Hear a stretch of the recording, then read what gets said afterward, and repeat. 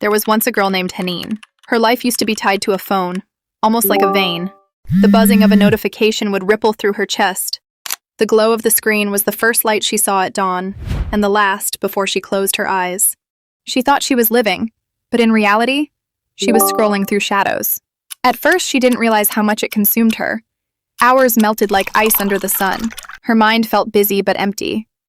Even when she laughed at something on the screen, the laughter vanished quickly, leaving a quiet ache.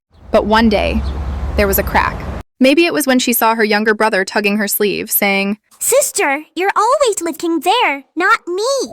There was a pang of regret, a sense of missing something very important. She put the phone in a drawer. The first days felt like tearing away from something alive. Her fingers twitched, reaching for it. She kept imagining the world moving without her, conversations happening, people posting, life buzzing. Mornings felt too quiet. Meals felt too long.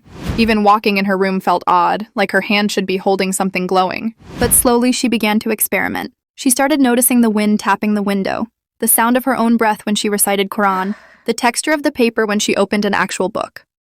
She realized she wasn't cut off from life. She was finally tasting it.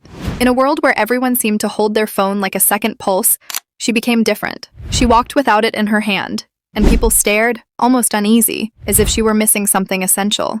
Yet, in truth, she had found what they were missing: presence. The noise was gone, but in its place came something unexpected. Herself. She learned new ways of filling her days. Morning. Instead of reaching for a buzzing screen, she reached for the Quran on her shelf. At first, her eyes skimmed half-heartedly, but soon she realized the Quran wasn't silent like the phone. It spoke back, quietly stitching answers into her heart. Afternoons. She picked up an old notebook and began to write. Nothing fancy. Just thoughts, feelings, small sketches. She discovered that the words she once shared in captions or messages were still inside her. They just belonged on paper instead of vanishing in the endless scroll. Day by day, her time filled, not with noise, but with life. She read books that had been sitting for years unopened. She memorized small surahs she'd always delayed. She began cooking small dishes, experimenting with recipes she once only watched others make on her phone. The hours that once vanished like sand into a screen now blossomed into small gardens, prayers with khushu, meaningful conversations, silence that healed. Before, Haneen was always there, yet not there. She would sit at the dinner table scrolling, nodding to her mother's questions without really hearing. Her little brother would show her a toy, and she'd smile distractedly, eyes still glued to her screen. One evening, her mother noticed. They were peeling pomegranates together, the juice staining their fingers.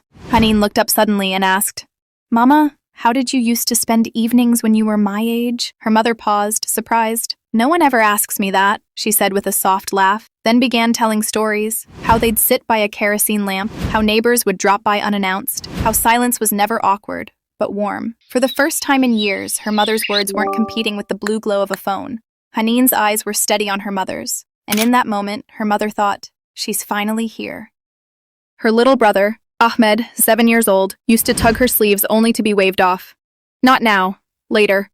But now she joined him in building a tower of blocks. When the tower crashed, he burst into laughter, clutching his stomach. Haneen laughed too, loud and real, not the thin smile she used to give while scrolling. Later that night, Ahmed whispered to his mother, "Sister plays with me now. She's different. I like Sister more." At a small gathering, Haneen's friends pulled out their phones between conversations, as usual. Someone nudged her. "Don't you get bored without your phone?"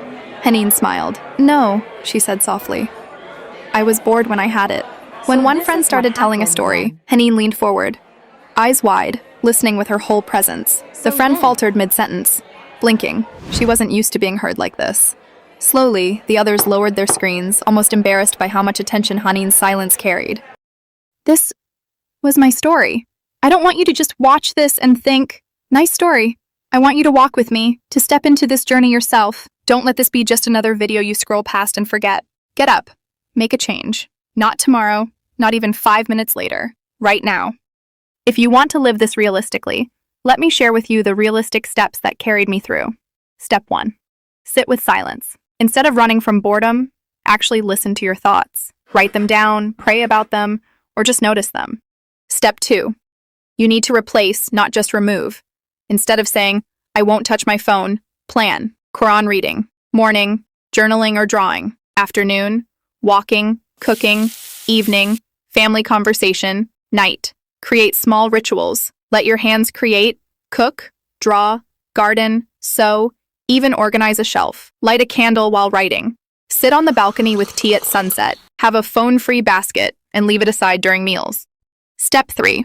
Physical creation heals the restlessness the phone once numbed. Anchor your day in worship. Let Sala times define the flow of the day, not notifications. Step 4.